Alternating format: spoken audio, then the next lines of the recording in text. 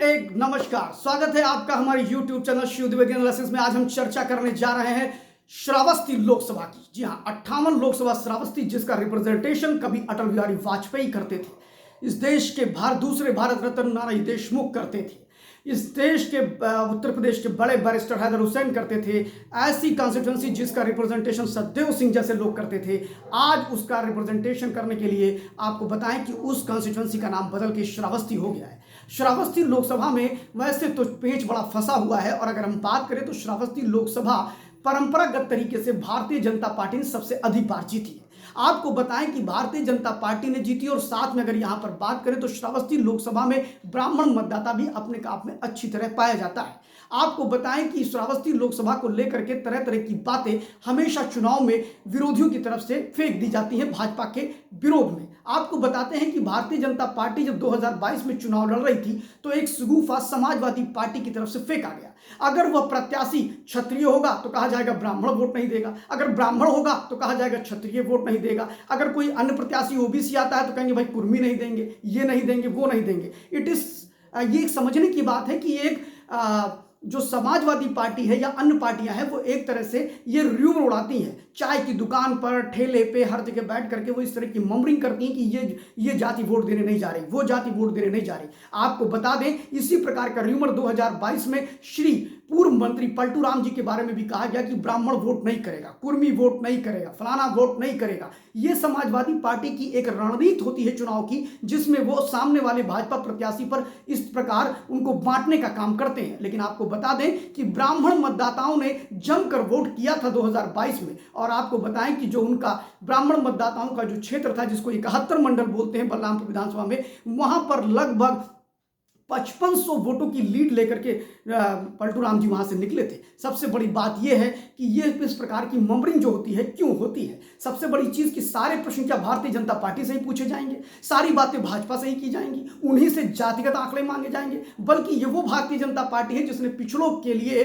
पहली बार इस देश में आयोग बनाया। उससे पहले पिछड़ों का अगर कोई मामला होता था तो वह SC/ST आयोग में जाते थे, नरेंद्र मोदी ने बनाया। उनकी अगर कैबिनेट की बात करें तो उनकी कैबिनेट में 65% मंत्री पिछड़ी जाति से हैं। उन्होंने जो वोटों का जो टिकट दिया है उसमें भी लगभग 65% जो टिकट बांटे हैं, चाहे वो लोकसभा चाहे विधानसभा के, वह भी पिछड़ों को ही दिए हैं। आपको बताएं कि जो लोग बार बार बात करते हैं कि पिछड़ों का हिस्सा क्या है, अगर उनसे कोई बात करे कि ब्राह्मणों का हिस्सा क्या है तो नहीं बता पाएंगे, क्योंकि वो PDA की बात कर रहे हैं। PDA मतलब पिछड़ा, दलित और मुस्लिम, वो इनकी बात कर रहे हैं। अल्पसंख्यक का मतलब उनके यहाँ मुस्लिम ही होता है, आपको बताना चाहेंगे।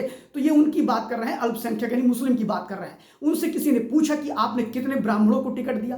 किसी ने पूछा इंडी गठबंधन के लोगों से कि क्या आपने अभी तक किसी क्या नाम है अन्य जाति के, भाई पिछड़ों में सिर्फ कुर्मी और यादव थी तो है नहीं, उसमें और भी लोग हैं। और शायद PDA बनाने वाले अखिलेश यादव को यह नहीं पता कि PDA के जो वोटर हैं वो मूलतः भाजपाई हैं। आपको बताते चले कि कुर्मी, कहार, गरणिया, लोहार, लोनिया, धुनिया, इसके अलावा बारी, जायसवाल जी, जितने भी लोग PDA में आ रहे हैं और जो PDA की बात ये कर रहे हैं, ये मूलतः भारतीय जनता पार्टी के वोटर रहे हैं। आपको बताएं कि यादव भी भारतीय जनता पार्टी का कट्टर वोटर है और कट्टर वोटर था। वो तो मुलायम सिंह यादव की वजह से वो उनसे अटैच हुआ था, और आज यादवों में भी 50% लोग भारतीय जनता पार्टी को वोट दे रहे हैं। इस बार के चुनाव में सिनेरियो बदल सकता है, और हो सकता है कि 90% यादव भारतीय जनता पार्टी के लोगों को वोट करें। बात यहां पर यह आती है कि इस बार भी जब साकेत मिश्रा श्रावस्ती लोकसभा से प्रत्याशी बनाए गए तो समाजवादी के जो नेता हैं, खासतौर लोकल नेता हैं, उन्होंने अपने चुनावी तीर से फिर वही तीर मारा जो हर बार फेल हो जाता है, जो 17 में भी फेल हुआ, 22 में भी फेल हुआ, और आपको बताएं कि इस बार ये 2024 में भी फेल हो जाएगा। उन्होंने सीधे कहा कि इस बार जातीय आंकड़ों को लेकर के उन्होंने बताया कि इस बार फला जाति उनको वोट नहीं दे रही है। आपको बताएं पिछले बार भी ऐसा ही कहा गया था। अगर जिस जात के इसमें प्रत्याशी हैं, अगर वो वोट उनको मिलता तो शायद पिछली बार उनकी जीत का आंकड़ा 1.5 लाख से ऊपर का होता, लेकिन उन्होंने वोट नहीं किया, और फिर बार ऐसे ही र्यूमर बना करके जो फ्लोटिंग वोटर है उनको डिस्टर्ब करने का काम किया जा रहा है। लेकिन बलरामपुर की और खासतौर श्रावस्ती लोकसभा की जो जनता है वह समाजवादी पार्टी के इस तरकश के तीर को जानती है। हमेशा ही सारे प्रश्न भाजपा के पाले में ही डाल दिए जाते हैं। जातियों को रिप्रेजेंटेशन की बात हो, हिंदू मुसलमान की बात हो, गाली देने का काम समाजवादी पार्टी के लोग करेंगे, ओवैसी करेंगे, उनका समर्थन ये करेंगे, सीए का समर्थन ये करेंगे, आतंकियों का समर्थन पीडीए करेगा, सीए का विरोध। अब आपको बता दें कि अगर आप संयुक्त गठबंधन के प्रत्याशी समाजवादी पार्टी का प्रत्याशी जीतता है तो क्या क्या स्थितियां बदलेंगी।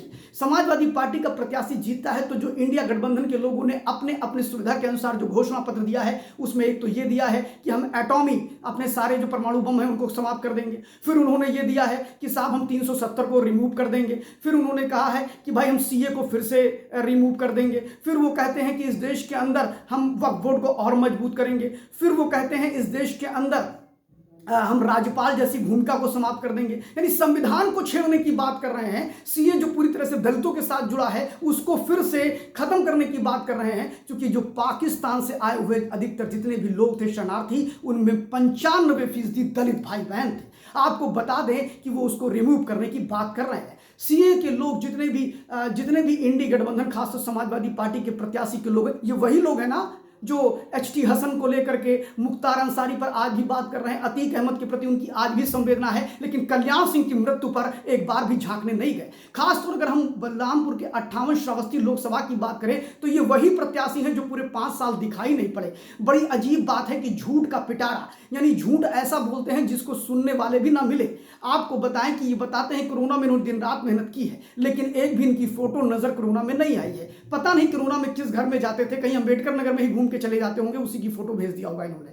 अगर बात करें कि डेवलपमेंट की, तो डेवलपमेंट की बात ये करते ही नहीं थे।